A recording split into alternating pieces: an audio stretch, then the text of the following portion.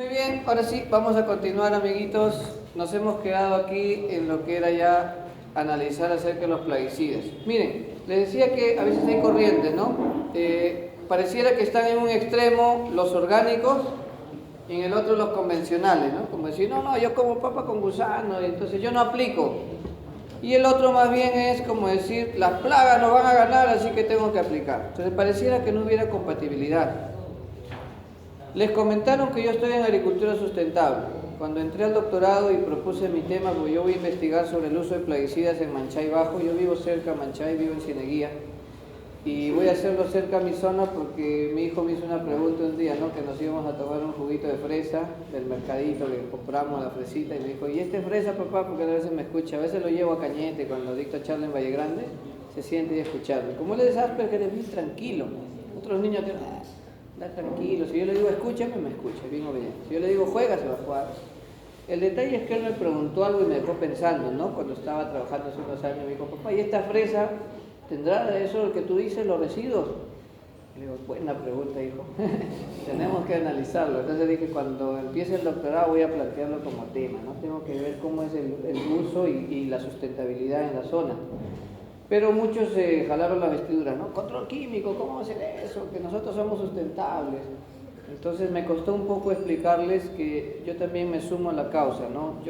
Mi sueño es que nadie use plaguicidas, pero no puedo cerrar los ojos o vendarme los ojos y decir nadie use plaguicidas, así de simple, porque de repente por ahí está el error. A veces los que somos orgánicos pensamos de que es sinónimo de decir no uses, cuando el detalle es cómo sales del problema. Porque el amigo convencional que hace 15 aplicaciones, él tampoco no quiere hacerlas por hacer, a él le convendría no hacerlas, ¿no? Para ahorrar. Entonces, si nosotros vemos el sentido común, todos tenemos algo que va a coincidir, todos queremos salir adelante. Entonces aquí no deberían haber los bandos que existen, ¿no? Cuando voy a la CONAPU, que tiene que ver con los plaguicidas, los que obviamente impulsan la venta, los que comercializan, tienen su lado y los ambientalistas tienen otro, ¿no? Porque se pelean. Y deberíamos buscar eso que a todos nos beneficia para que trabajemos juntos. Por ejemplo, al amigo que comercializa plaguicidas, ¿qué le conviene? Antiguamente él solo quería vender, hoy en día no, ¿sí o no? ¿Conocen a los que venden plaguicidas? Ellos te traen una serie de opciones, incluyendo entomopatógenos, incluyendo extractos o no. ¿Por qué ahora hacen eso? Están investigando más de eso. Porque ya su producto, si solo lo venden así nomás, sale del mercado rápido y pierden o no. ¿Saben cuántos millones cuesta poner al mercado una molécula? Millones y millones, como 300 millones. Ellos, ¿cómo se proyectan a recuperar esa inversión? Con unos cuantos años en el mercado. Pero ¿qué pasa si a las 2 campañas nomás ya la gente no lo quiere? Entonces se convierte en un problema. Entonces el amigo vendedor, el amigo empresario, de los agroquímicos, le conviene más bien que se use adecuadamente para que él siga teniendo mercado. Exacto, para que sea sostenible y sustentable, ¿no es cierto? ¿Qué pasa entonces? Para todos debemos buscar eso. Entonces yo tenía que explicarles a los sustentables de que yo estoy en ese lugar para que puedan salir de lo convencional hacia lo orgánico. Porque hay que convencerlo al amigo que hace 15 aplicaciones que se puede llevar primero a 10. Esos 10 después a 5. Y como él lo ve en su bolsillo, se emociona y va a querer participar. Porque si tú solo le vas a decir de frente, para que entres a este grupo tienes que convertirlo en cero y no cómo, ni el por qué. Lo va a hacer de repente por la plata al inicio, pero le saca la vuelta a la ley. Seguimos comiendo plaguicidas como lo ha demostrado el vídeo que hemos visto, es actual, ¿no? Seguimos comiendo plaguicidas y productos que son de exportación. ¿Qué será el mercado local? Decían ellos, ¿no? Entonces seguimos comiendo. Entonces hay que darnos cuenta de eso. Por eso es que nuestros amigos que propician la agricultura orgánica saben que es una transición, ¿sí o no? ¿Qué hacen? Yo tengo un amigo que es un compañero de estudio que es inspector de una de las certificadoras. Y su labor es lograr que haya esa transición. Les dan 3 años a 5 años, ¿no? Para que ellos pasen ese proceso. Solo que lo que está faltando allí es lo que estamos ahorita tratando de cultivar, comprender el porqué. Ellos también solamente supervisan si usan o no usan. Falta ahí un estímulo para que también ellos sepan lo que ahorita estamos tratando de difundir. Que ustedes me van a ayudar, ¿no? Ustedes ahora que ya tienen las nociones, hasta cuando compren un producto van a ser más solidarios. Porque se les ha dado también un folletito, ¿no? Para que tengan ahí cómo es el tema de la clasificación de los plaguicidas por el mecanismo de acción. Eso no es para decir, es mío y costó la capacitación tanto y no te lo doy. No, eso es para más bien, si puedes sacarle una copia y ahí donde compras tu plaguicida, dale, para que en base a lo que vamos a conversar él también lo pueda ir poco a poco. Pero yo siempre me proyecto que si el comprador va a pedir los plaguicidas de manera más adecuada, el vendedor se va a ver en la necesidad de prepararse más. Ahorita el vendedor no ve esa necesidad, por eso vende como está aprendiendo. La experiencia nada más, ¿no? Este producto es mejor, aplícale, combínalo con este otro. Él todavía no tiene la necesidad. Pero si la gente ya va a decir, véndeme un producto con diferentes mecanismos de acción, ya le va, la antenita de vinil se le va a poner, ¿no? ¿Qué está pasando? Mecanismo de acción, ¿cómo es eso? Y se va a poner las pilas, porque la gente también ya lo va a pedir. Por eso nosotros estamos en ese compromiso, ¿no? De difundir lo que hoy estamos captando, ¿está bien? Entonces, de los plaguicidas tengo que aprender. Yo siempre le digo al amigo orgánico, si tú rechazas un fosforado, tienes que saber el por qué. O sea, tienes que conocer lo que vas a rechazar. Porque por desconocimiento hemos cometido errores. La historia nos va a poder dar cuenta de eso. Además de todo esto que ustedes lo pueden leer, desde qué año comienzan a usarse productos como insecticidas, vamos a llegar a los años 40, o sea, con la Segunda Guerra Mundial, 30 y tantos para adelante, en donde ya comienzan a usarse los plaguicidas químicos sintéticos. O sea, antes de eso, según la historia ustedes ven, se usaban otros tipos de productos, pero los químicos sintéticos, empezando por los clorados, se usan desde 40, ¿no? 36, 37, que empezó la Guerra Mundial, 40 y entró. Ahora, ¿qué es lo que pasa? Que antiguamente, por la Guerra Mundial, por la Segunda Guerra Mundial, se usaba el DDT de una manera irresponsable, ¿no? Pero en aquellos momentos pensábamos que era lo adecuado. Miren las frases que se podían poner como eslogan a un producto clorado muy peligroso, ¿no? El DDT. Se creía que era una maravilla, ¿no? La gente, mira, ahí está su hijo, y le explicaba, para que duerma en paz, feliz, ¿no? Porque no estén los vectores, porque había muchos vectores, ¿no? Las pulgas, los chinches, ¿no? Entre otros, las chirimachas. Entonces, ¿qué hacemos? Para que duerma mi hijo tranquilo, sano. Y, ¿verdad? Y no es solamente en las caricaturas, ¿eh? Porque habían colonias con DDT y contento lo usaba la gente. O sea, la historia que nos está demostrando que a veces lo que creemos que está bien, no está bien, porque la ciencia va avanzando y nos va demostrando que eso que hacíamos queriendo mejorar en algo, perjudica en otro. Miren cómo pasaban los servicios de aplicación de DDT en diferentes lugares. Y la gente contenta se exponía, a mí contenta, ¿no? Y se iba tranquilo a su casa, ya me han echado mi talco de DDT y ya estoy libre de todos los vectores que nos pueden ocasionar enfermedades, ¿verdad? Y la gente, a los militares le echaban así, ¿no? DDT, contento, así se aplicaba. Ahora, ¿por qué se prohibieron los clorados en general? Habían varios, ¿no? Porque son bioacumulables y biomagnificables. Ese estudio que van a leer, que les he dejado de México, que se trabajó con niños, en las madres gestantes, la leche materna se ha encontrado residuos de DDT. Pero DDT se dejó de usar hace muchos años. Es biomagnificable, bioacumulable. Se queda a través de la cadena trófica. Encontraron residuos de DDT en los polos. Y dice, ¿quién hizo agricultura en antaño? Y no, llegó por la cadena trófica marina. Llegó porque llega el excremento, llega, ¿no? Lo que se alimenta uno de otro, se excreta y llega a los suelos de los polos. Y claro, igual la gente decía, bueno, pues un poquito de DDT no le hace daño a nadie, ¿no? Si en antaño la gente se aplicaba en talco, pero en los años 80 y tanto, creo que fue una comisión, una bióloga estaba a cargo, estaban estudiando los osos polares. Ustedes saben cómo los estudian, ¿no? Un tiro, un dardo y a dormir. Y la bióloga se llamaba la atención, no encontraba hembras, puros machos. ¿Cómo saben que era macho? Porque tenía su pene, pues sí. Pero cuando se puso a hacer los análisis de sangre, vio que habían hembras y machos. ¿Y qué había pasado? Que había habido un proceso ya de mutación en algunos individuos, que tenían un desarrollo como un pseudopene. Y ahí recién se preocupó la gente, ¿no? Imagínate que pasaran los humanos. Ah, no, se acabaron los tonos. Entonces ya se prohibieron los clorados. Aquí en Perú ha pasado buen tiempo para que salga el último. Hace poco recién ha salido el último, ¿no? Que era el endosulfán. Nombre comercial Tiodan, Tionex, entre otros. Se lo digo porque, a ver, será 3 años atrás todavía estaban vendiendo Tiodan, ya estaba prohibido en el Perú. pero en la selva, cuando voy a colectar insectos con mis alumnitos, se apareció un muchacho que lo veía pues ahí, dirigiendo a las alumnitas la red. Le digo, hola amiguito, ¿cómo está? Soy ingeniero agrónomo, se presentó, ¿no? Y como yo siempre quiero actualizarme, le digo, ¿y qué tal? ¿Qué están haciendo por acá para controlar la broca? Le digo, ¿no? El café. Estamos aplicando tiodán con arseniato, una mezclita. Le digo, los dos ya están prohibidos ya. Imagínense, poco.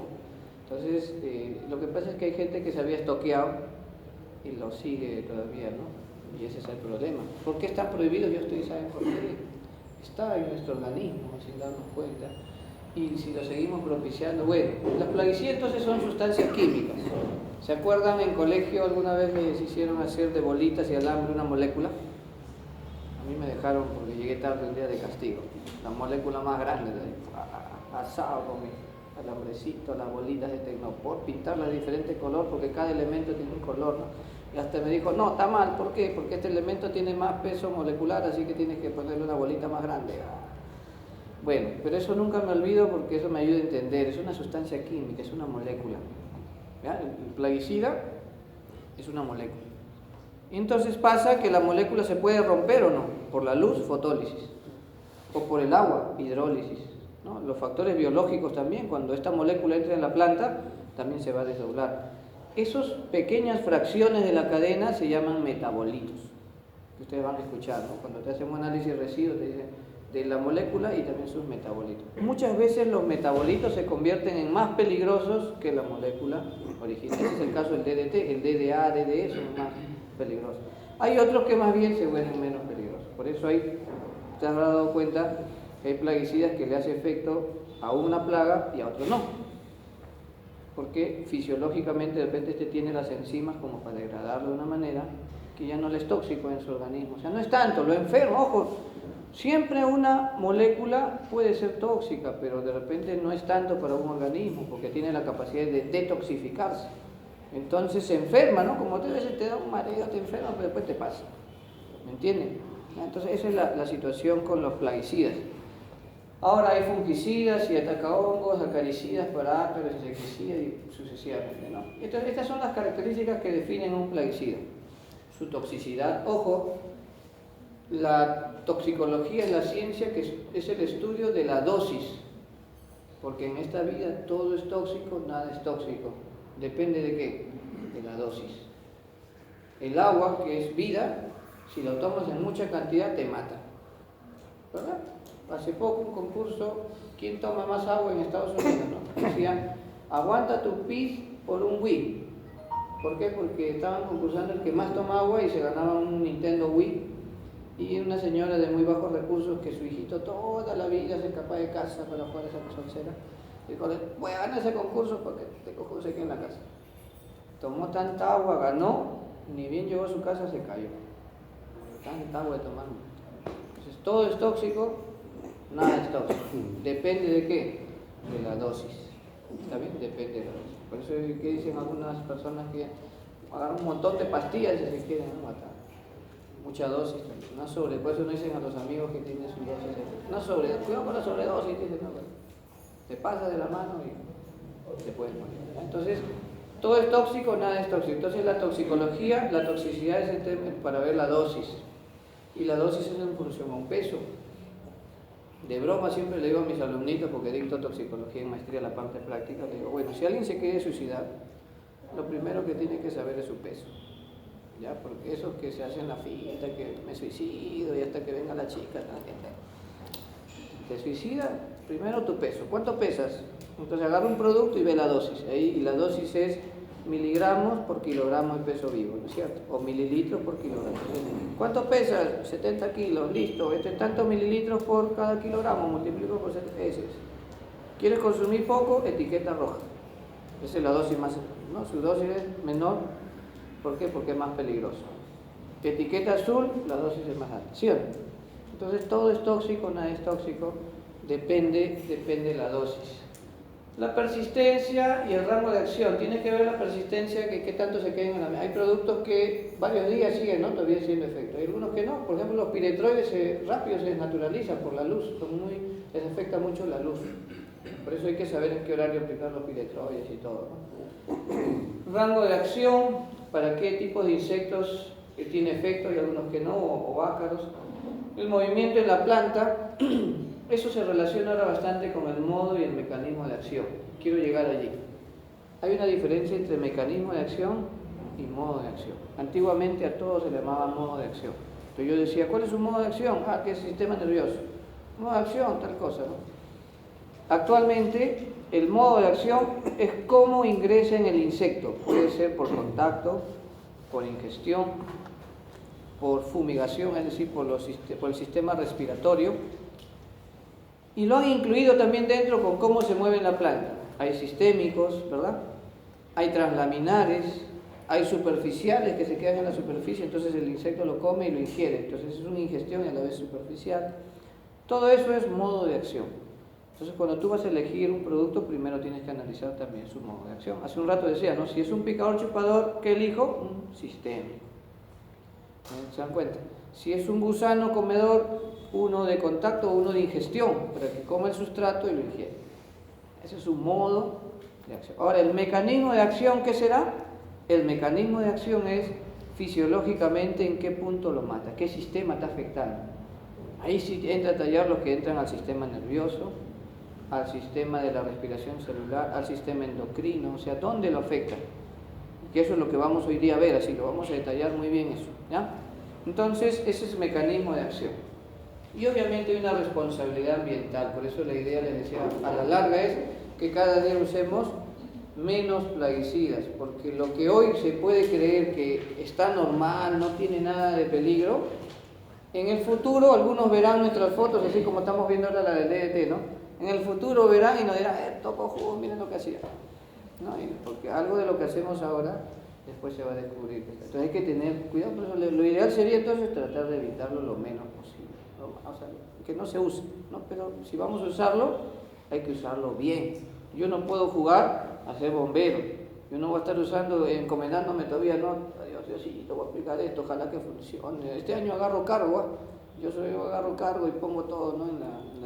Respeto la fe, no estoy diciendo que no lo hagan, yo respeto su fe, ya les dije, yo también soy muy, muy creyente de Dios, pero tiene que ser, Dios mismo te dice, ¿no? Que todo tiene lógica, todo tiene un porqué. Entonces nosotros no es que use un producto y rezo y va a funcionar. Yo tengo que pedirle a Dios que me dé sabiduría más bien, para elegir qué cosa, el mejor producto, porque si voy a aplicar, no puedo estar comenzando con los productos que son los más baratos, ¿ya? No puedo estar empezando con eso. ¿Por qué? Porque son los que más resistencia tienen y a la larga me sale más caro. No solamente el precio económico en mi bolsillo, el precio ambiental. Ya les dije, ese es uno de los puntos por los cuales yo me sumé, ¿no? Porque yo dije, tantas aplicaciones que hice y que mi hijo me diga que es autista y luego enterarme al documentarme que puede haber sido yo mismo, ¿no? El culpable. ¿Por qué? Porque por desconocimiento, no por maldad, nadie quiere pues que su hijo salga así. Entonces dije, no, a partir de ahora las cosas van a ser. Entonces mi segunda hijita ya no salió normal, tan normal que el terremoto en la casa. Ay, hacía a su hermano, el otro es grande, el otro es chiquitita y le hace broma, le hace llorar a su hermano. Es normal. En cambio mi hijito es tranquilo, o sea, pero repito, las cosas que uno puede evitar tiene que proyectarse a eso, ¿no? Entonces van a tener su hogar, usen su plaguicida, pero responsablemente, ¿no? Si lo tienen que usar, tengo que saber cuál es el mejor, con cuál empiezo, ese es un reto, ¿no? Bueno, todo plaguicida tiene un nombre comercial, un ingrediente activo, un nombre químico, que es la fórmula química, su estructura, que era ya les dije, ¿no? La molécula, tiene un número CAS, que esto es interesante. En internet hay entidades que publican el número CAS de cada plaguicida. ¿Por qué será importante esto? Miren, cuando tú buscas información con el ingrediente activo, sí o no que tú puedes escribir metomil como suena, metomil así, otros que escriben metomil con TH, metomil TH, otros con Y. Cuando lo escribes de una manera sale una información, lo escribes de otra sale otra. Si tú pones el número CAS, te sale toda la información. Entonces es un código más. Entonces, todos los plaguicidas tienen un número CAS, así es. Otro concepto que debemos de tener claro es que existe un periodo de carencia que va relacionado con el límite máximo de residuo. ¿Qué es el periodo de carencia? Que todos los frascos que uno compra, además que nos dice el cultivo y la plaga en la cual se puede usar, nos dice la dosis y nos dice cuál es su periodo de carencia en cada cultivo. Un producto, voy a seguir escogiendo el metomil para ilustrar porque es uno de los que más se usa. Metomil, su periodo de carencia no es el mismo en lechuga, en papa, en tomate, en cada uno es diferente porque cada planta fisiológicamente es diferente. Ese periodo de carencia, ¿qué significa? El número de días que hay entre la aplicación y la cosecha. Si me dicen periodo de carencia 20, significa que como máximo 20 días antes de la cosecha lo puedo aplicar. Faltan 10 días, no lo deberías aplicar. Pero hoy en día ya les expliqué si se usa hasta 2 días antes, porque va a ir al mercado mi producto, ingeniero. Y si la mosca mineral entra ahí, no lo van a comprar. Pues tengo que aplicarle por si acaso, una rociadita nomás. No, ¿por qué? Porque sabemos que su periodo de carencia dice 20, hay que respetar. Ahora, ojo, hay que tener en cuenta encima, porque hay gente que sabe y le da un poquito más de tiempo, ¿sí o no? Cuando conocen gente, no que si este es 20, le doy un mes. ¿Por qué? Porque si es un producto que se comercializa en nuestro país, tienes que comprender que nuestro país tiene casi todos los climas del mundo, ¿sí o no? No es lo mismo cultivar papa en Lurín, que La Molina, que Cañete, que Nazca, que Ica. Y eso es lo bonito de nuestro país. Para los agrónomos eso nos encanta, ¿no? Si todo fuera igual, qué aburrido, solo paquete. A mí, para los agrónomos eso nos gusta, que no sea lo mismo. Tú vas a papa en Lurín y papa en Nazca, totalmente diferente y eso es bacán, porque cada uno tiene que analizar las cosas. Entonces, ¿qué es lo que pasa? Cuando hacen el SENASA, les pone de requisito a los que van a comercializar un producto acá en Perú, que ellos demuestren con ensayos cuánto tiempo demora en degradarse. Y por eso ellos te dan un periodo de carencia. Entonces vamos a suponer que ese ensayo lo hacen en La Molina, porque en la agraria vienen varios a hacer su ensayo. Lo hacen en La Molina, ese periodo de carencia 20 en La Molina, de repente no va a ser igual que en Nazca, porque en Nazca y en Ica hay más intensidad del uso, ¿no? ¿Se va a degradar diferente o no la molécula? Claro. Entonces, es referencial, yo siempre digo, pero de qué es cercano, es cercano. Pero ahora hay un problema mayor. Hace unos años el gobierno dio una facilidad para que el usuario pueda importar directamente sus productos. No sé si escucharon de eso. La famosa ley importador-usuario. O sea, usted es un productor que esté registrado en SENASA, usted puede comprar en el extranjero su plaguicida. ¿Por qué lo hizo el gobierno? Porque dijo, acá los que comercializan plaguicidas tienen monopolizado el mercado y aquí cobran 4 veces, hasta 10 veces más el precio de un plaguicida, el mismo que en Ecuador, por ejemplo. Entonces dijo, no vamos a quitarle la mamadera. Vamos a decirle a él que compre donde él quiera, pero que se registre en SENASA y que registre lo que va a traer. Por un lado, el enfoque tiene cierta lógica, ¿no? Pero el problema es cuando reaccionamos con el hígado. Todo cambia con el hígado, es un problema. No lo analizan a profundidad. Miren, si costando caro la gente aplica un montón, ¿qué va a pasar si ahora cuesta más barato? ¿Sí o no? ¿Te pones a pensar o no? Ahora, ¿qué pasaría? El peruano es hábil, desarrolla negocio en todo, ¿sí o no? ¿Se han dado cuenta? ¿No? Han llevado a nuestros hermanos venezolanos, que los queremos mucho. ¿Y qué pasa? No, ¿verdad? Mi tío está en Venezuela. Entonces los queremos mucho porque son hermanos. Y el peruano es tan hábil que sigue trabajando, ¿no? Entonces, ¿qué va a pasar con el que le cuesta más barato y tiene que usar un cilindro, pero él puede traer 2 cilindritos? ¿Traerá uno más o no para venderlo más barato acá? Claro. Entonces las fotos que les mostré de los frasquitos que están así en cantidad se van a incrementar más o no. Los temas de cánceres se van a incrementar más o no. Claro. O sea, ahí no hubo una decisión concertada. Por eso les decía hace un rato, me daría miedo que Jaime Delgado, que quería decretar en emergencia, sea presidente. No está mal dar ideas, pero él tiene que hacerlo reuniendo a los expertos. Yo, por mi edad, todavía no debo estar ahí. A personas de más edad, con más trayectoria, que esté ahí sentado, que conversen, que consulte a la escuela, que consulte a los usuarios, que se desarrollen estrategias. No podemos de frente decir una ley para joder un mercado a alguien, ¿no? Ese es el problema. Bueno, el detalle, amigos, es que el tema importador usuario es más drástico, porque la gente trae productos con letras chinas y no saben que están aplicando. Y los mismos ingenieros que son mis exalumnos me dicen, ingeniero, este problema con este chinito, porque acá es un mes, le di 2 meses todavía y salió un residuo alto. Ahora le doy 3, sigue saliendo residuo. Estoy pensando darle 4 meses a este producto que viene de China, porque las moléculas, ustedes se acordarán de su química general, química orgánica, se enlazan o no con otras. Rápido, ¿hay puentes o no? Enlaces. Entonces las moléculas se pueden enlazar de diferentes formas. Cuando una molécula es más pura, ha costado más, por eso cuesta más. Cuando una molécula tiene con impurezas, lo han trabajado menos, cuesta menos. Cuando mis amigos que comercializan plaguicidas, porque son mis amigos, van a comprar, hay ferias, ¿no?, donde venden le llaman los genéricos. Los chinos son los que ahorita rompen el mercado, ¿no?, porque tienen todos los precios. No todo lo chino es malo, pero lo que ellos tienen es que te ofrecen para todos los bolsillos. Entonces, si tú compras un genérico, o tienes la opción para un genérico de $20, $10, $5, $1, el mismo, ¿eh? Sigue siendo el mismo, aparentemente el mismo ingrediente activo. ¿Tú qué dices? Dame el de $1. Cuando un amigo que es gerente, estudió conmigo en el colegio que les dije de los pirañas, él es gerente ahorita de Silvestre, y él me dice, cuando yo voy así a Japón, o sea, a comprar la parte administrativa quiere que yo compre el más barato. Yo tengo que demostrarle con ensayo, porque está bien, yo compro el más barato, pero no va a matar nada. ¿Por qué? Porque está lleno de impurezas.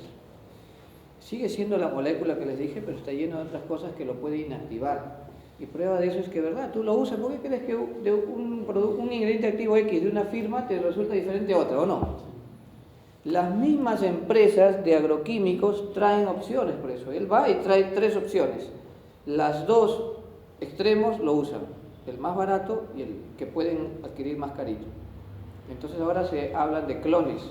O sea, una empresa X, vamos a suponer el mismo Silvestre, te dice, mira, tengo un imidacloprid con un nombre X y tengo otro imidacloprid con nombre Y. Pero este Y cuesta un poquito más barato, o sea, tiene para todos los bolsillos. Pero ¿por qué se da esto? Porque ya les expliqué, adquieren los genéricos a diferentes situaciones.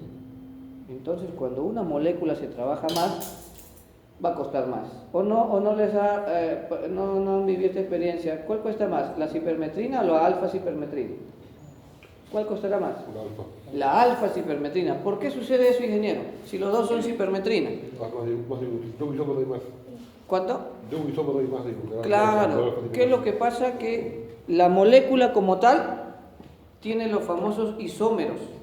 Miren, una molécula, esta bolita que estaba acá, que era un elemento, lo paso a otro, sigue siendo la misma, solo que ahora su acomodo es diferente.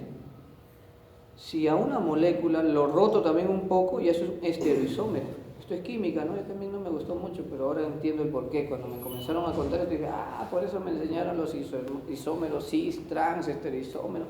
Para algo se usaba, decía, ¿no? Porque cuando yo veo bioquímica, que me jalaron también, decía yo, no, ¿por qué no se hace la vida imposible? Pero tiene lógica, el cis, el trans, los estereoisómeros. Entonces, ¿qué hacen los científicos para ofrecerte un producto? Encontrando el tipo de molécula en el ángulo adecuado, lo trabajan más. Por lógica, el alfa-cipermetrina te cuesta más, porque es el tipo de isómero que es más efectivo. ¿Me entiendes?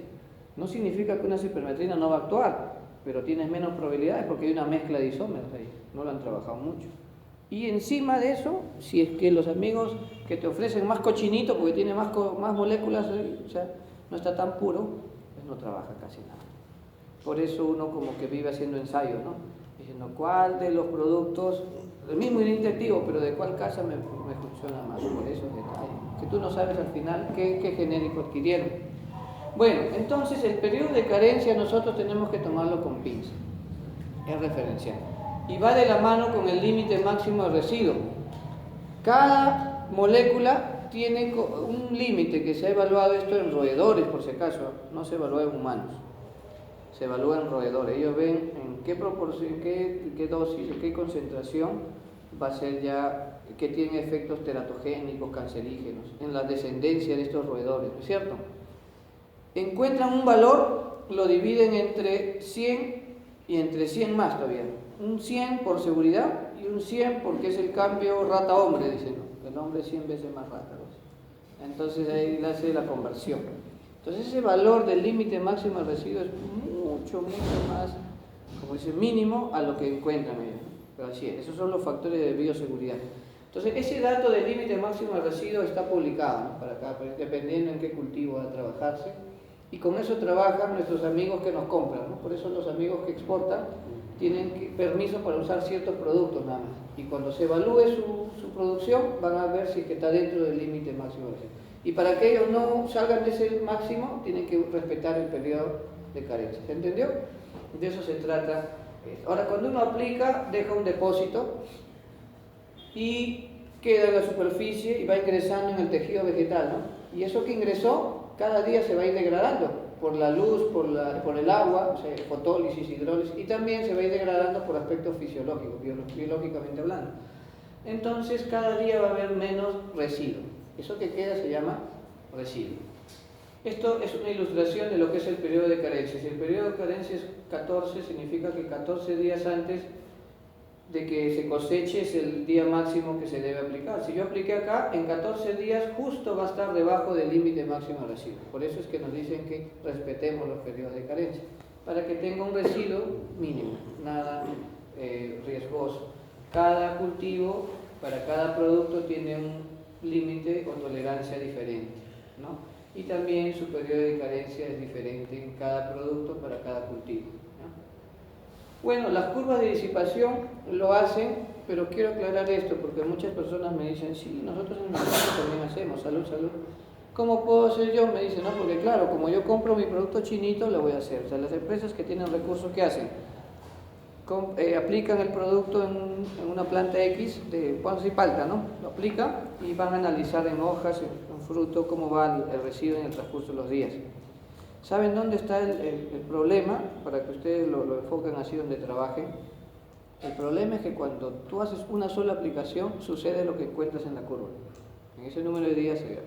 Pero cuando tú vuelves a aplicar el mismo ingrediente activo, ya el asunto se demora más en degradarse.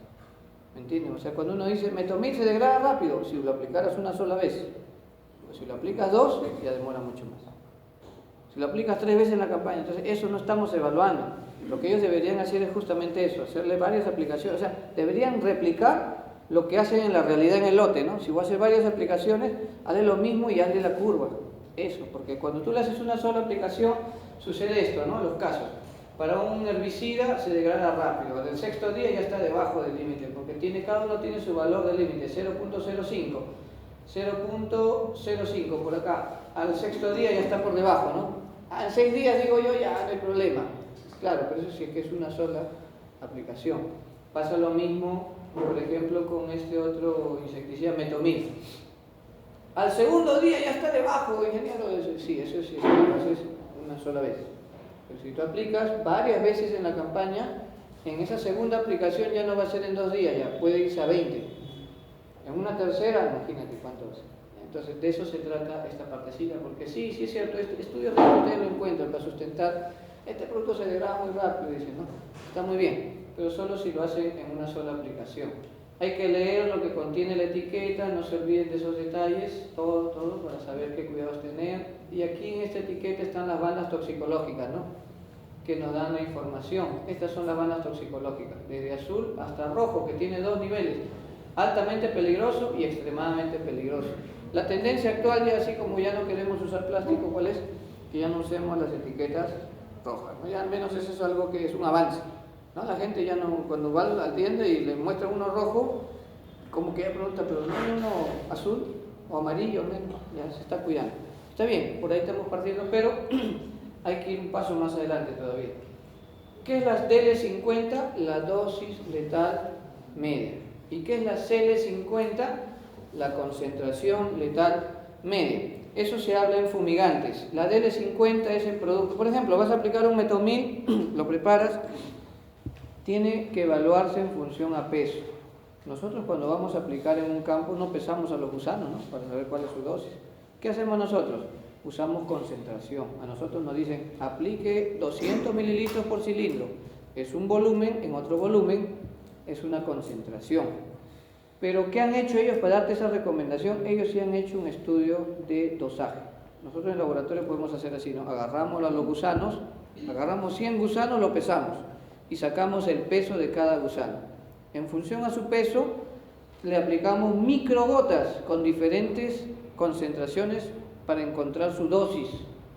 Y en función a eso se saca ya en qué rango funciona, pero lo llevamos a concentración. O sea, nosotros lo que aplicamos no es realmente una dosis, pero ya le llamamos dosis, ¿no? ¿A qué dosis vamos a aplicar en campo? 200 mililitros por cilindro. lo adecuado es decir mejor a qué concentración vamos a aplicar. Se hace lo mismo en fumigante, los inhalatorios.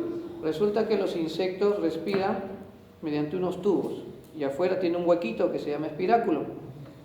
Cuando tú aplicas un fumigante significa que va a entrar por allí.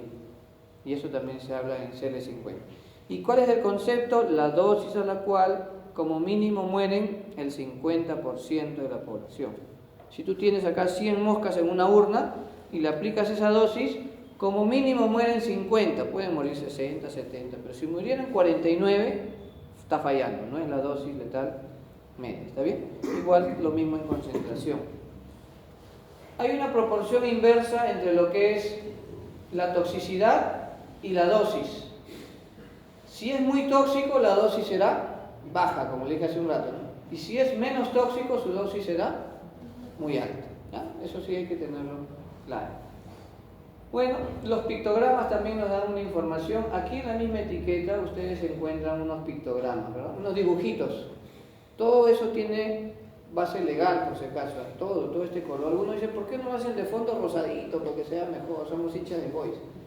O crema, ¿no? Los que somos de la U. No, o sea, esto todo es normal. Fondo blanco, los pictogramas también en fondo blanco.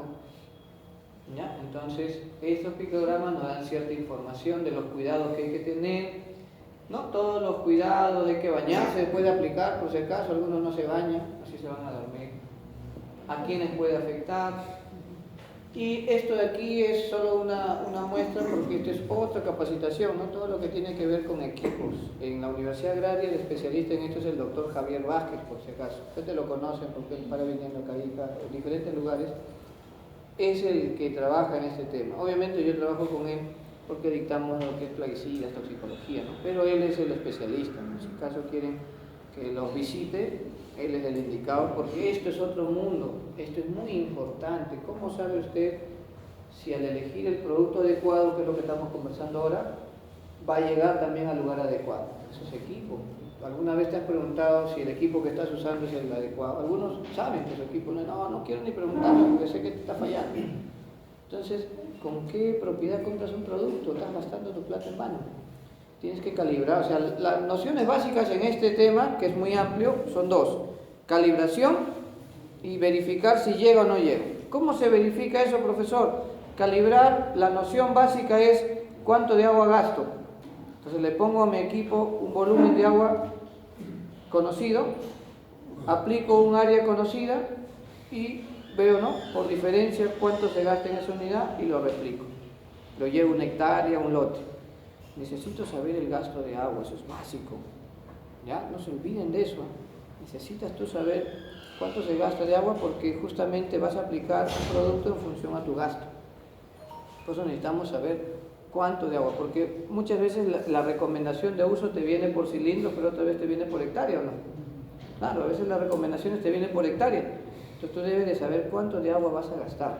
Eso es básico.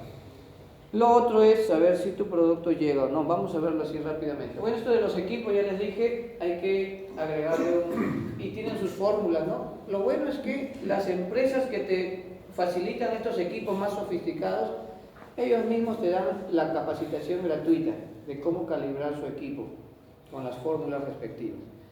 Estas manuales sí, tú las tienes que hacer. Tan simple como le dije, un volumen, aplica. Otra cosa, hay que evaluar también boquillas. Las boquillas no solamente si llegan al lugar, que ahorita lo voy a explicar cómo, como el papel hidrosensible, de repente ya lo han hecho, pero la boquilla también tiene un tiempo de vida, no son eternas, ¿ya? Las boquillas tienen que evaluarse con el caudal. Cada boquilla nos va a decir el vendedor cuál es su caudal. Si te dice 1 litro por minuto, lo que tú tienes que hacer es controlas 1 minuto y lo aplicas en un envase. Y luego mides ese volumen y ves si está dentro de lo que te recomendó. Si es que está arriba o abajo más de 10%, ya hay que cambiarlo. ¿Está bien? No se olviden de eso. Porque si no, cuando aplicas, en algunos lugares está llevándolo bien concentrado, en otros mal. Donde cayó mal, la población va a seguir allí reproduciéndose. Entonces es como que no hubieses aplicado, porque los de acá se pasan para el otro lado. ¿Está bien? Y los equipos son diferentes. ¿Ah? Los equipos son diferentes. Claro, los equipos son exactos, son muy diferentes. Entonces, dependiendo la plaga, yo voy a escoger también boquillas. Los que saben ya te van a decir, si tu plaga es en el embés, usa esta boquilla que genera una turbulencia que te mueve la hoja. Ellos ya saben. Pero si estamos con alguien básico, haz los ensayitos, cómprate 3 tipos de boquilla y prueba con cuál de los 3 te llega al lugar. Y esa es para esta plaga, esta para la otra. Él ya sabe, el agricultor, esta boquillita la uso para esta plaga, esta otra para los fungicidas. Tenemos que aprender a ser más versátiles. Este tema de boquillas, les decía, hay que ver si llega, hay que regular entonces el caudal. Eso es importante. Y uso el papel hidrosensible. También me junto con mis colegas peloteros y ¿qué hacemos? Hoy vamos a comprarnos un sobrecito de papel hidrosensible para hacer esta campaña. Vamos a ver cómo vamos a calibrar equipo. ¿Lo coloco en dónde? Lo engrapo en el lugar donde está la plaga. Ahí. Y voy con mi equipo que tengo a la mano, el que tenga, ¿no? El que use siempre. Y lo hago como siempre. Acá no hay que fingir nada, acá no hay que a propósito hacerlo así. Tú tienes que aplicar como van a aplicar tus aplicadores, porque tú no vas a hacerlo. A no ser que tú lo hagas y tú hazlo, pero al ritmo. O que uno empieza de un ritmo emocionado y al último ya a la hora de la pichanga. ¿Ya? Entonces tienes que ser consecuente en ese aspecto. ¿Cómo lo corroboras entonces? El papel hidrosensible. ¿Qué pasa cuando tiene contacto con el agua? Se pone azul. ¿Qué pasaría si tu planta está chorreando y donde está la plaga está así? ¿Cuánto producto está contaminando el entorno? ¿Sí o no? Porque no llega. Entonces tengo que cambiar de boquilla o tengo que cambiar de equipo, porque necesita más presión probablemente, ¿no? Entonces hay que ver esos aspectos. La boquilla, el mismo vendedor te va a explicar esto, no te preocupes, pero ¿qué es lo que él te va a decir? Que en estos códigos viene toda la información que necesitas. Acá viene inclusive el caudal que va a tener, el caudal que va a botar. Si es 1 litro por minuto, lo vas a corroborar. Cada tipo de boquilla tiene sus datos. El vendedor te va a decir, este boquilla es de tanto su caudal, para poder corroborar. Entonces imagínate que yo tengo un equipo así, con varias boquillas. Y según la etiqueta o el vendedor me dice que su caudal debe ser 1.57 litros por minuto. Se le pone un baldecito a cada uno, ¿sí o no? Los que hacen calibración en su campo, se le pone un baldecito y 1 minuto se le hace funcionar. Luego se evalúan todos los volúmenes. Si uno de ellos está más o menos, aquí esta empresa te dice 20%, si lo supera en 20% significa que hay que cambiar la boquilla. Y aquí hay una de ellas que está superando ese valor, que es esta. Entonces, ¿qué tengo que hacer? Si una está fallando, debo cambiar todas. Eso es, créanme, así es. No es que cambio esta nomás. ¿Por qué? Porque al otro día se va a malograr esta y de igual te va a hacer esta zona, no va a aplicar bien. No va a controlar bien la plaga.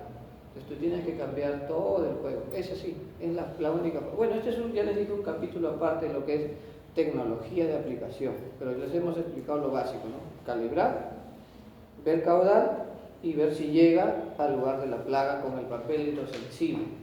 Con respecto a los efectos sobre el ser humano, también esto ya ustedes lo repasan, todos sabemos que somos propensos a intoxicarnos por varias vías, ¿no? Y de varias formas. Esto sí lo pueden revisar. Esto ya es algo propio, ¿no? El ser humano, de qué manera y en qué lugar de la etiqueta recibe la información para que prevenga esas cosas.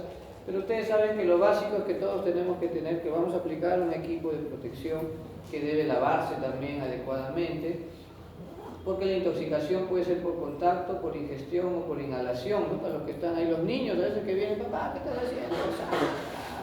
¿Qué hace contigo? Porque los niños no saben. Todas esas cosas se conversan en casa. Hay que leer la etiqueta, te pones tus lentes, ¿no? Algunos hacen la fila que están leyendo y no ven nada. Hay que ponerte tus lentes, tu lupa, tus equipos de protección. Mis amigos de diferentes empresas brindan esas charlas siempre, ¿no? Por favor, hay gente que lleva su Quaker en su botella, en su frasco de plaguicida, ¿no? Me lleva su Quaker. Que sí. En Nazca conocí un gordito, él preparaba su caldo y lo probaba. Si raspaba, decía, así ya. Y no moría, uno dice, no moría, ¿no? Vieran cómo murió. Triste, ¿no? Pero bueno, ahí está el triple lavado, es lo que siempre nos van a aconsejar. Solo que a veces se malinterpreta que uso seguro de plaguicida es solo eso, triple lavado, protegerse. Uso seguro de plaguicida es parte de todo lo que hemos conversado, elegir bien el tener plantas bien adecuadas, todo. El triple lavado es cierto, es las etapas del triple lavado, cómo se va degradando en la botella, qué equipo se usa. Esto ustedes lo han recibido siempre. Qué importante es hacer el triple lavado adecuadamente, deshacernos de ese envase, ocasionándoles una laceración. Y hay lugares donde se recolecta esos envases en diferentes zonas, ¿no? Todo esto, ojo, está en la presentación que se les está compartiendo así a colores el PDF para que lo puedan en cualquier momento repasar, no hay problema. ¿Ya? Ahí están los centros de acopio. En La Molina hay uno, por ejemplo. O sea, en diferentes lugares las empresas se han asociado, ¿no? Porque es su responsabilidad social y ambiental justamente recabarlas, y ellos tienen que seguir el protocolo para poder llevarlas a otro lugar, ¿no? Ajá, exacto. Ellos son diferentes tipos de esfuerzos que hacen para poder el buen uso de ellos. Dictan charlas también, ellos usan uno de ejemplo de cómo se ha disfrazado. Y así, entonces hay que ver esta sinergia, ¿no? Un buen producto, el momento adecuado y un buen equipo para hacer una buena aplicación. Eso es lo que yo siempre. Entonces, ¿qué tanta información? De repente estamos medio confundidos con el fútbol, ¿no? Entonces, sí, es cierto. Miren, ¿qué tanta información, no? Un consejito, yo también soy alumno, les dije que sigo estudiando y hay doctores que están salvando el Perú, pero que me hacen dormir también. Entonces, cuando me sucede eso es porque el estar sentado hace que no circule bien la sangre, ¿cierto? Un consejito, respiren profundo, no lo exhalen todavía. Van a ver ahí que como que ya quieres exhalarlo, ¿no? Y sí o no que el corazón comienza a palpitar más fuerte. Está bombeando más sangrecita. Entonces eso te va a ayudar un poquito más. Pero si no, también te puedes un ratito, no hay problema, no desplazar. Bueno, les dije ya la diferencia entre mecanismo y modo de acción, ¿sí o no? Hemos dicho ya la diferencia. Repito, modo de acción es cómo ingresa el insecto. Puede ser por contacto, puede ser por ingestión, o también cómo se moviliza en la planta. Puede ser por sistémico, translaminar, ya todo eso se relaciona más como modo, el modo de acción. Y el mecanismo de acción es el aspecto fisiológico. Si actúa a nivel del sistema nervioso, el sistema endocrino, pero ojo, hablar de sistemas también es muy amplio. Si alguien me dice, profesor, estoy usando un insecticida al sistema nervioso, al neurotóxico, no me dijo nada, es muy general. Tenemos que hoy hacer un poquito más profundo el tema. O sea, tenemos que saber el sistema nervioso qué puntos tiene. Esa es la clave para rotar bien. Porque sí o no que la mayoría usa puro neurotóxico. La mayoría. Miren su empresa, abre su anaquel de productos, todos son neurotóxicos. Pero hay que saber si entre ellos los podemos rotar o no. Esa es la clave. Porque el secreto va a estar para alejar una resistencia en rotar los plaguicidas. Hay varios efectos, hay varios factores para ocasionar resistencia. Pero uno de los más fuertes es el mal uso del plaguicida, o sea, un factor humano. Otro ya tiene que ver con un tema genético y propio de la plaga, ¿no? Pero todo lo que tenga que ver con el ser humano nosotros tenemos que hacerlo bien. Para eso hay que rotar los plaguicidas, por mecanismo de acción, no por modo de acción. A eso quería llegar. La rotación no se da por modo de acción. ¿Por qué se da? Por mecanismo de acción. ¿Qué nos dicen los toxicólogos? Dicen que una población, porque ya les dije que la resistencia no se obtiene. La resistencia es seleccionar el gen en la población. O sea, un gusano no se vuelve resistente porque le aplico varias veces. Un gusano muere o sigue vivo. Si sigue vivo es resistente. La siguiente generación va a tener más gen de resistencia. Entonces, la resistencia se va adquiriendo a través de las poblaciones porque van seleccionando el gen de resistencia. ¿Qué dicen los toxicólogos? Se necesita 20 generaciones en promedio para desarrollar una resistencia. Eso es un dato general que ellos dicen, ¿no? Con 20 generaciones. Yo les pregunto, si el ciclo de un ácaro puede ser 5 días, un ácaro, y el ciclo de un escarabajo puede ser 6 meses a 9 meses, ¿cuál de ellos dos evidenciará resistencia más rápido? El ácaro, por eso los acaricidas duran menos. Su ciclo es muy corto, 20 generaciones a veces es una campaña y media, o 2, por eso en 2 campañas que dicen, no funciona. En cambio, el gorgojo de los Andes, no se habla mucho de resistencia con el gorgojo de los Andes. ¿Por qué? Porque su ciclo es muy largo. Entonces, ahí va el detalle, ¿no? ¿Está bien? Entonces, 20 generaciones. ¿Y qué nos dicen los tóxicos? ¿Cómo podrías lograr de que alejes mucho la resistencia en tu valle, en tu zona? Es que como máximo puedes repetir 2 veces un mismo mecanismo de acción en la campaña, pero no consecutivos. ¿Ya? Este mismo mensaje lo voy a explicar al final también, lo voy a repetir porque vamos a unas herramientitas ahora y en la tarde también, y tengo que volver a repetir el mensaje para que quede más claro, pero por ahora vamos entendiendo eso, ¿no? Si esta es una campaña y hago 7 aplicaciones, yo puedo repetir un mismo mecanismo de acción 2 veces, pero no en la aplicación 1 y 2, sino si hago en la 1, la otra puede ser en la 3, en la 4, en la 5. La gente que es de campo, lo primero que me dice, este ingeniero, para en su salón, ¿no? Es fácil decir, ¿no? 2 aplicaciones por campaña, fácil, vamos al campo, claro, pero por eso esto es un mundo ideal, 20 y 2. Pero si lo mío es que tengo que hacer 4, también que no sean consecutivos. Ahora, si lo mío es que no sabía que había más opciones, entonces lo mío debería ser ¿qué cosa? Enterarme qué más opciones tengo. Nos estamos acostumbrando a los típicos productos que solo nos aconseja el amigo, pues no, pero nosotros no estamos analizando qué opciones tengo y tenemos que saber dónde encuentro esa información. ¿Dónde encuentro la información de qué opciones tengo? Hay 2 formas, ¿no? La primera es mediante el portal que tiene Senasa, ¿sí? No, profesor, pero yo trabajo en un lugar donde exportamos y es el mercado quien me dice qué debo aplicar. Es cierto también. Pero ¿qué pasa para un productor peruano? Ellos no. Ellos se tienen que basar en el portal de Senasa, que ahora lo vamos a ver. Se llama Sigia, ¿no? Puedo consultar allí qué plaguicidas están registrados para mi plaga. Eso es clave, ¿eh? Eso es lo que quiero que más rato hagamos. Por eso les dije, después del almuerzo van a traer unos meguitas en su celular, ¿ya? Entonces van a trabajar en equipo y les voy a decir, la tarea va a ser, esta es la plaga, ustedes me van a decir una recomendación en la campaña de si son 7 aplicaciones, son 4, ¿qué productos eligen? Y me van a decir cuál es el criterio.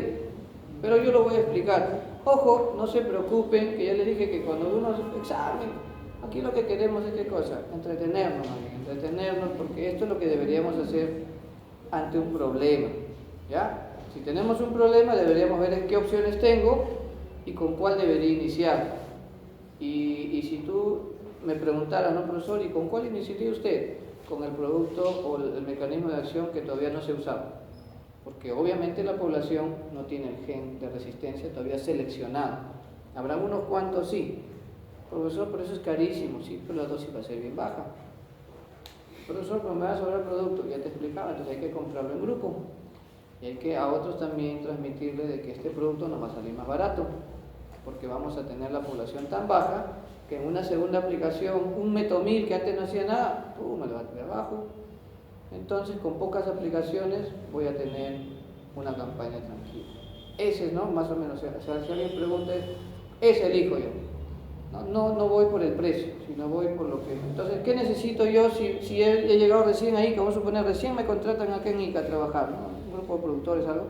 Lo primero que yo le digo, tarea, señores, historial de aplicaciones. ¿Qué productos usan? ¿No? Si somos paperos, ya, papa, ¿no? Ya. Listo, ¿para qué estamos aplicando? Para la terminada. Historial, ¿qué aplican? Con ese historial voy a ver opciones y la opción que no han estado usando mucho, con esa empezamos. Por lo que ya les dije, esa es la lógica, no hay el gen todavía seleccionado, ¿ya? Esa es la forma de trabajar. Ahora, les hablaba de los modos de acción. Cuando hablamos de un insecticida, puede ser sistémico, pero que vaya de la parte aérea hacia la base, se dice basipétalo, o sea, viaja por el floema. El dimetoato, por ejemplo, es un basipétalo, viaja por el floema. Pero también hay sistémicos acropétalos, va de la raíz hacia la parte aérea, el xilema. Imidacloprid, por ejemplo, ¿no? Otros insecticidas son translaminares como la abamectina, ciromacina, cartap, entre otros, ¿no? Clorfenapil, que a veces tiene cierto efecto. Insecticidas de contacto, la cipermetrina, por ejemplo, son de contacto. Eso es un modo de acción. Cuando hablamos de la fisiología, miren, este es un corte del insecto, un corte así, longitudinal, y vemos la cabeza. Este es el sistema nervioso, está abajo. Son ganglios y se conecta con unos cablecitos que son células llamadas neuronas. Ahora lo vamos a ver. Este es el sistema digestivo, que es un tubo que va de la boca al ano. Y este es el corazón. Que el insecto no tiene venación, no tiene venas. El insecto tiene un sistema circulatorio abierto. Acá recibe la hemolinfa y lo bota por el cerebro y por sus espacios libres viaja la hemolinfa, su sangre. Y la sangre lleva ciertas sustancias de nutrición, recoge también los desechos. Así es el sistema fisiológico de un insecto. Ahora, ¿cómo respiran? Les contaba de que hay unas aberturas laterales y hacia adentro hay unos tubos que se llaman tráqueas. Esos tubos se dividen en ramitas más delgaditas que se llaman traqueolas. Entonces, las traqueolas llegan a contactarse con los órganos, ¿no? Necesitan oxígeno. Ese huequito externo se llama espiráculo. Entonces, el espiráculo se conecta con el tubo llamado tráquea. Entonces, los productos que van a usarse, así sea un gusano, también tiene espiráculo y tráquea, ¿sabes? Sea cual sea la etapa del insecto, respira así. Espiráculo, hueco, ¿no? Y hacia adentro entra el oxígeno, ¿ya? Sea cual sea el tema, para los que actúan a nivel del sistema respiratorio se le llama fumigantes. Un ejemplo de eso es la fosfamina, ¿no? Nombres comerciales: Fostoxin, Gastion, entre otros. Esto se usa, sí o no, para matar insectos de granos almacenados. ¿No? Tenemos granos que se han gorgojeado, como dicen, se usa un fumigante. Ya, solo que es bien difícil combatir a los gorgojos, ¿no? Se han dado cuenta que en sus cocinas a veces la abuelita tiene su frasco que se ha comprado con gel y con su manija todavía, ¡pra! Y cuando ve adentro está caminando el gorgojo, ¿no? Ojo que ya el grano viene con los huevos, ya, que tú no lo ves. Entonces adentro de tu frasco, por más hermético que sea, sale el gusano. ¿Y por qué vive con poco oxígeno? Porque ellos se han adaptado para cerrar los espiráculos y el poco oxígeno que tienen lo tienen almacenado, lo dosifican. Por eso que cuando tú aplicas un fumigante no le hace mucho efecto, porque él tiene cerrados los espiráculos. Entonces hay que hacerlo en un lugar bien hermético. Allá en el mercado de productores, cuando visitábamos, decían: no tenemos gorgojo, mentira. Y el lugar donde ellos hacían su tratamiento había rendijas. Entonces les explicamos, ¿no? Para que tengan mejores resultados, tienen que hacerlo en un lugar bien hermético, mejor en unos cilindros, bien cerrados, para el control de gorgojos. O sea, sí funcionan los fumigantes, pero hay que tener hermetismo, porque ellos cierran sus espiráculos. O sea, tiene que haber un buen tiempo, un tiempo largo tiene que estar el producto ahí, porque es bien volátil. ¿Ya? Los fumigantes son volátiles. Los insecticidas entonces pueden ser inorgánicos por su molécula química, inorgánicos si no tienen carbono ahí, el azufre, por ejemplo, ¿no? Y orgánicos si tienen el carbono. Orgánicos naturales, un extracto, ¿no? Por ejemplo, decimos la tara, la vaina de tara, el ají, los capsicum, ¿no? La capsicina, y lo preparamos en un preparado casero. Eso es un extracto natural, un insecticida natural. Son buenos, pero ¿cuál es la desventaja? Se desnaturalizan mucho más rápido, no son estables y no puedes garantizar el efecto de un lugar a otro. Si tú has usado tara de Ayacucho, no va a ser lo mismo que tara de Huaraz. Por más que lo prepares igual, lo machacas, la misma concentración. ¿Qué está faltando aquí? Que no es estándar, porque depende, en cada zona hay más intensidad de luz, menos, o sea, fisiológicamente esa planta es diferente. Entonces, no estoy en contra de lo natural, está bien, muy bien, pero tienes que saber que si otro te reporta un efecto, no siempre va a ser lo mismo en el tuyo, tienes que probarlo, pero que funcionan muy bien, son muy buenos los naturales. Y los órganos sintéticos, lo que estamos estudiando ahora, ¿no? Ellos, por su mecanismo de acción, se agrupan. Los que actúan en la respiración celular, ¿quiénes serán? ¿Qué es la respiración celular cuando formas ATP? ¿Han escuchado del ATP? La energía. ¿Qué hacemos nosotros cuando vamos a correr? Entonces hay una respiración celular y al toque, ¿no? El ATP. ¿Qué pasa si no hubiera ATP?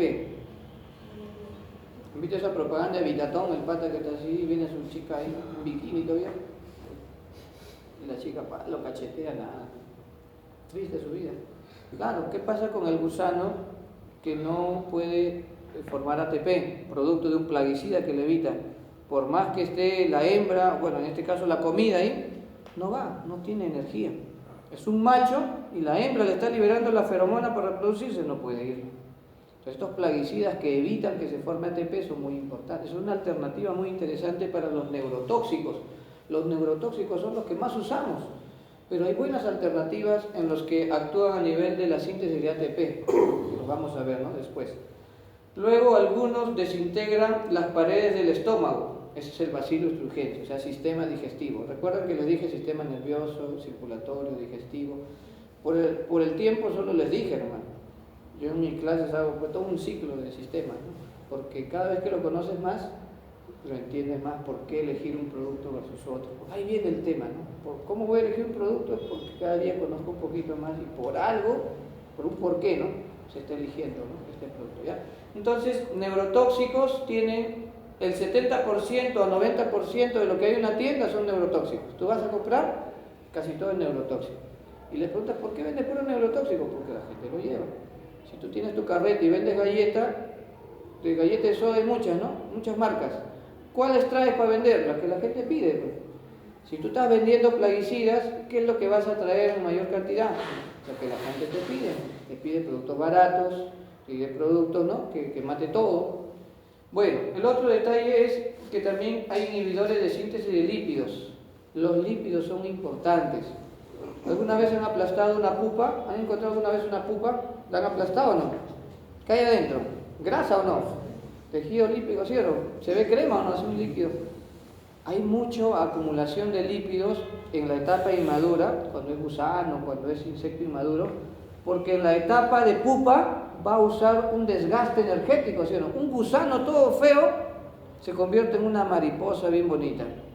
¿Cómo puede darse ese cambio? Gracias a un desgaste de energía. ¿Qué pasaría si yo evito que se acumulen esos lípidos? Cuando está desarrollando fisiológicamente, no puede cumplirlo y muere. Por eso los acaricidas de este grupo, el espiromesifen, espirodiclofen, son de efecto largo, ¿no? O sea, 21 días, 20 días, 18 días, 17 días. Algunos dicen, yo quiero un producto que lo bate ahorita. Tienes que entonces combinar productos, pues, y saber los cuales sí.